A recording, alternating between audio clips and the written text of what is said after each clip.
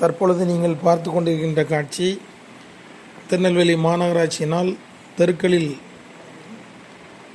சாப்பாட்டிற்காக அலைந்து திரியும் தெரு நாய் இனமான அந்த நாய் விலங்குகளை பிடித்து இவர்கள் மாநகராட்சியுடைய குப்பை கிடங்கு அந்த சங்கரன் கோயில் ரோட்டில் அமைந்திருக்கின்ற குப்பை கிடங்கில் கொண்டு போய் விடுகின்றனர். அங்கு அதற்கு எந்த பாதுகாப்பும் இல்லை, அங்கு உணவும் அளிக்கப்படுவதில்லை. அது காட்டிலே சென்று பிழைத்து கொள்ள வேண்டும் என்று கூறுவதாக தெரிகிறது. இது மிக கண்டனத்துக்குரியது.